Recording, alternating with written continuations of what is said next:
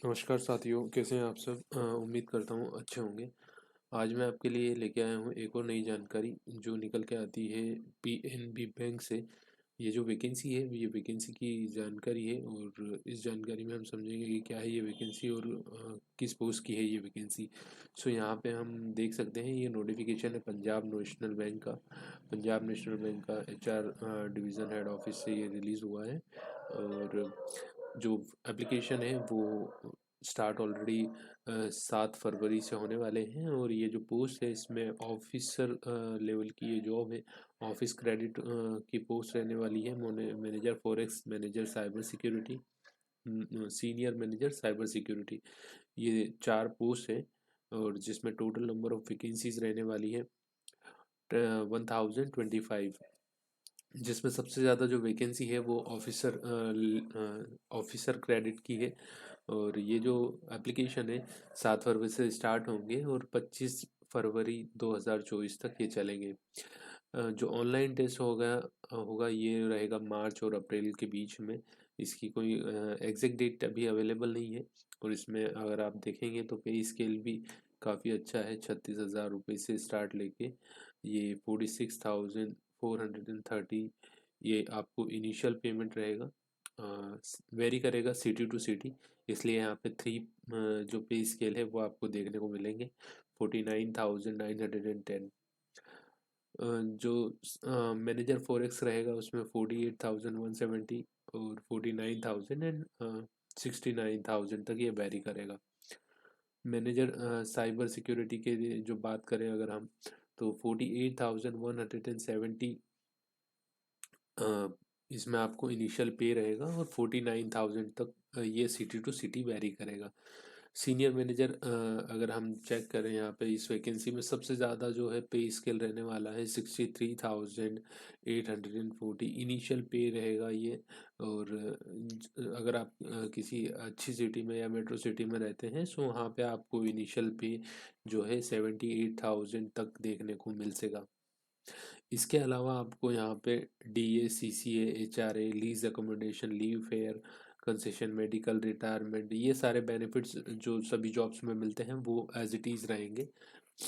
बात कर लेते हैं हम रिजर्वेशन की। तो यहाँ पे रिजर्वेशन की डिटेल आप स्क्रीन पे देख पा रहे होंगे। आपको यहाँ पे SC ST के लिए जितनी सीट्स अवेलेबल है, PWD, EWS, OBC, general category, ये कंप्लीट आपको यहाँ पे देखने को मिलेगी। आगे हम इम्पोर्टेंट पॉइंट डिस्कस करेंगे। सो आपको ये जो बेसिक डिटेल्स है ये ऑलरेडी आपको पता होगी। नेशनल एलिजिबिलिटी की बात करें तो आपको इंडियन होना चाहिए। नेपाल भूटान से है तो कुछ गाइडलाइंस हैं उसके अकॉर्डिंग। बात कर लेते हैं एज और एजुकेशनल क्वालिफिकेशन की। सो यहाँ पे आपको जो ग्रेड है, एज है आपको 1 जनवरी 2024 को मिनिमम 21 ईयर और मैक्सिमम 28 ईयर्स का होना मैंडेटरी है। एजुकेशनल क्वालिफिकेशन की अगर हम बात करें तो आपके पास में CA की डिग्री होना चाहिए। अगर आपके पास में कोई पोस्ट ग्रेजुएशन डिग्री है सो वो भी एक्सेप्टेबल रहेगा। और अगर आपके पास में वर्क एक्सपीरियंस है बैंकिंग फील्ड से सो वो भी डिज़ायरेबल रहेगा। यहाँ पे इन्होंने मेंशन किया है course management accountant CMA, institute of course accountants of India, chartered financial analyst. ये सारी अगर आपके पास में क्वालिफिकेशन है तो आप उसके लिए एलिजिबल हो जाते हो और क्रेडिट ऑफिसर के लिए अप्लाई कर सकते हो। अगर आप चाहते हैं कि मैनेजर या फॉरेक्स मैनेजर के लिए अगर आप अप्लाई करना चाहते हैं तो वहाँ पे 25 से 35 ईयर की आपकी एज होनी चाहिए। मैंडेटरी होना चाहिए आपके पास में MBA होना, AICTE से आपका ग्रेजुएशन कंप्लीट होना चाहिए या UGC से आपका ग्रेजुएशन मिनिमम 60% के साथ में कंप्लीट होना चाहिए। मैंडेटरी 2 इयर्स ऑफ एक्सपीरियंस यहाँ पे मांगा गया है फॉरेक्स में ही। इन बैंक किसी भी अगर आप लोग को वर्किंग एक्सपीरियंस है तो फॉरेक्स के रिलेटेड आपको 2 इयर्स का मिनिमम एक्सपीरियंस होना चाहिए। मैनेजर साइबर सिक्योरिटी की बात करें तो 25 से 35 साल की आपकी एज होनी चाहिए। BTech अगर आपके पास में है या फिर आप MCA या ग्रेजुएट हैं 60% मार्क्स के साथ में टेक्निकल फील्ड से, तो आप इसके लिए अप्लाई कर सकते हैं। Minimum 2 years of IT experience आपको या साइबर सिक्योरिटी से आपका एक्सपीरियंस है तो आप उसके लिए भी एलिजिबल हो जाते हैं। बात कर लेते हैं सीनियर मैनेजर साइबर सिक्योरिटी की, तो यहाँ पे मिनिमम 27 से 38 तक की एज आपकी है तो आप इसके लिए एलिजिबल हैं और आप अप्लाई कर सकते हैं। अगर बात करें डिटेल्स जो अपनी क्वालिफ़िकेशन की, तो यहाँ पे आपके पास में B electronics IT computer science से, और उसके साथ में आपके पास में ग्रेजुएट होने चाहिए आप मिनिमम 60% के साथ में। अगर आपके पास में एम टेक है तो भी आप डिज़ायरेबल है। और उसके बाद में अगर आपके पास में minimum 4 years of IT experience है तो आप इस पोस्ट के लिए एलिजिबल हैं और आप इसके लिए अप्लाई कर सकते हैं। इसके अलावा हम अगर बात कर लेते हैं यहाँ पे मैं आपको इम्पोर्टेंट पॉइंट साथ में इंफॉर्मेशन प्रोवाइड करते रहूँगा, देख लेते हैं। जॉब रोल रहेगा वो credit verticals, corporate branches, trade, financial, ये सारी रहेंगी। आपका स्किल टेस्ट भी रहेगा यहाँ पे, जिसे मैं चेक कर पा रहा हूँ। आपकी जो रेज रिलैक्सेशन है SC ST के लिए, ये नॉर्मल हर किसी में होता है। यहाँ पे 5 साल का जो है एज रिलैक्सेशन आपको देखने को मिलेगा SC ST कैंडिडेट्स के लिए, OBC के लिए 3 इयर्स का, और PWBD के लिए 10 इयर्स का, एक सर्विसमैन के 5 इयर्स का, और पर्सन अफेक्टेड विद रियोर्स इन 1984 5 साल का एज रिलैक्सेशन। उसके अलावा यहाँ पे मैं आपको एक सर्विसमैन के रिगार्डिंग बता चुका हूँ।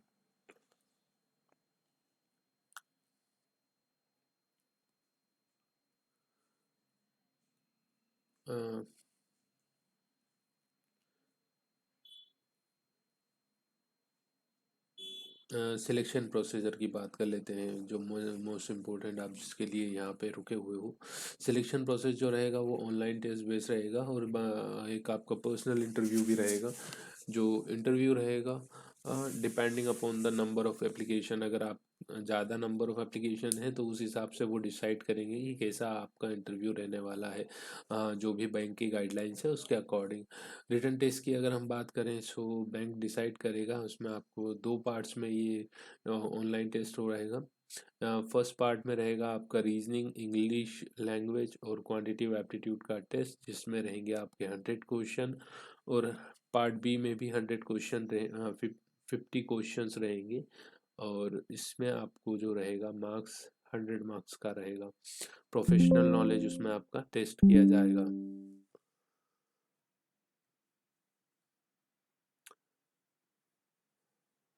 जो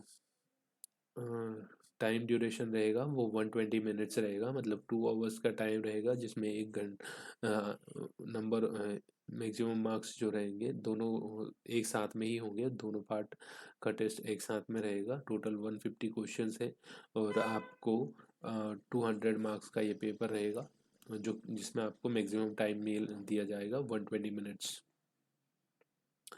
और यहाँ पे अगर हम रोंग आंसर्स की बात करें सो आपका 1/4 डिडक्ट रहे होगा इनकी जो आप रॉन्ग आंसर देते हैं उसके लिए। और आपका जो पर्सनल इंटरव्यू रहेगा वो रहेगा बैंक के अकॉर्डिंग। यहाँ पे उसमें मार्क्स अगर हम बात करें so personal interview will be of 50 marks, और उसमें जो मिनिमम क्वालिफाइंग मार्क्स रहेंगे वो मिनिमम शाल बी 45%, मतलब 22.5% SC ST कैंडिडेट्स के लिए and 50% that is 25 for other candidates. Short listing application for the following interview. यहाँ पे आप देख सकते हैं कि ऑनलाइन एग्ज़ाम सेंटर्स के लिए आपके स्टेट में जो भी एग्ज़ाम सिटीज़ अवेलेबल हैं आप उसके लिए अप्लाई कर सकते हैं फॉर्म फिल करते वक्त। जैसे कि मैं MP से हूँ तो यहाँ पे मैं भोपाल, ग्वालियर, इंदौर, जबलपुर देख सकता हूँ। लेकिन अगर आप वो आप पे डिपेंड करता है कि आप किस स्टेट से बिलोंग करते हैं और आपको कहाँ आपकी नियरेस्ट लोकेशन है, और वहाँ आप अपना एग्ज़ाम जो है जल्द से जल्द जाके दे सकते हैं।